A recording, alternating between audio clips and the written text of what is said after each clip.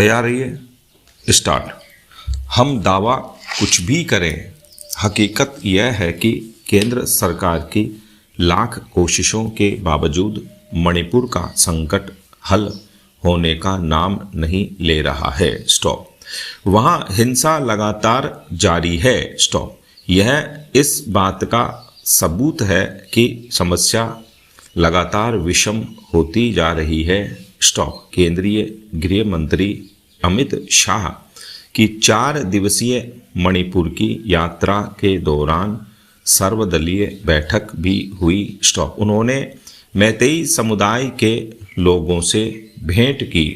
हिंसा प्रभावित क्षेत्र में आदिवासी समुदाय के नेताओं तथा कुकी विधायकों ITLF के प्रतिनिधियों के साथ ही चिन कुकी मिजो समुदायों के साथ कई सफल बैठकों से इस आशा को बल मिला था कि अब इस समस्या का समाधान हो जाएगा। स्टॉप।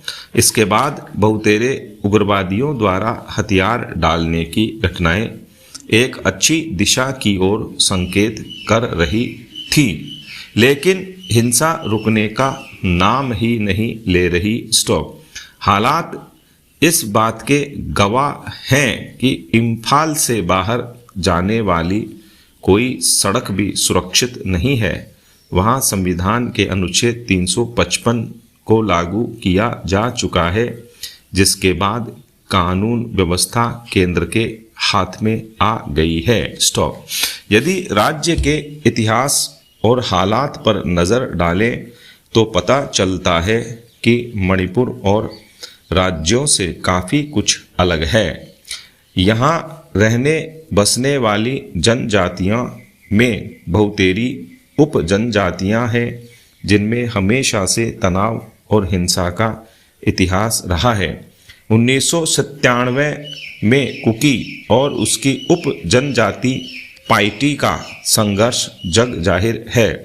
यहाँ म्यांमार से भागकर आए चिन नामक लोगों की बहुतायत है। इनकी तादाद कुकी इलाकों में सबसे ज़्यादा है। इनमें आपस में संबंध भी है। चूरा चांदपुर इलाके की आबादी पहले मात्र 60,000 थी, जो अब तकरीबन 6 लाख हो गई है। इससे मैतेई समुदाय असुरक्षित महसूस करने लगा है।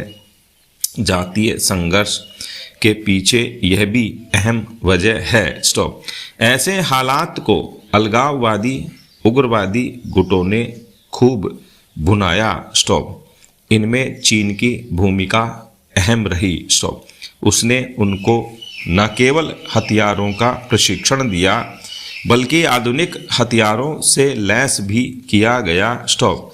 फिर इन सब के बीच संघर्ष कोई नया नहीं है। लगभग 1-1.5 दशक पहले वहाँ शाम के 4 बजे ही कर्फ्यू लग जाया करता था। वहाँ ठहरने का कोई अच्छा होटल नहीं था और आवागमन व सुरक्षित परिवहन तो कल्पना से परे था। पर्यटक तो नाम मात्र के दिखते थे, कारोबार था नहीं। नौजवान शिक्षा हासिल करने दिल्ली बेंगलुरु जाते थे, लेकिन बीते कुछ एक सालों की यहाँ की प्रगति काबिले तारीफ है।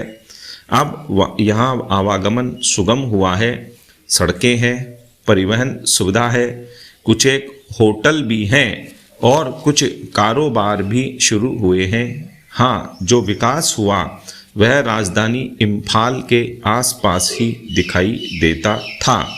सुदूर अंचल उससे अछूते थे। बीते वर्षों में हालात बदले, नतीजतन मणिपुर को न्यू रिफॉर्म्स सेफ स्टेट माना गया, लेकिन जनजातियों के बीच आपसी तनाव, प्रतिद्वंद्विता, प्रतिस्पर्धा और संघर्ष यथावत जारी रहा।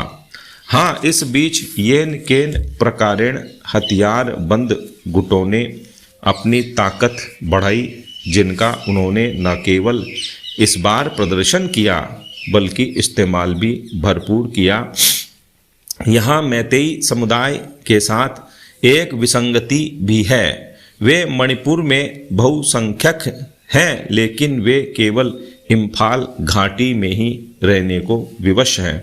उन पर राज्य के पर्वतीय अंचल में जमीन खरीदने और खेती करने पर कानूनन पाबंदी है। इन पहाड़ क्षेत्रों में कुकी जो ईसाई बन चुके हैं और नगाओं का वर्चस्व है। कुकी और नगा समुदाय के इम्फाल घाटी में रहने बसने पर कोई पाबंदी नहीं है।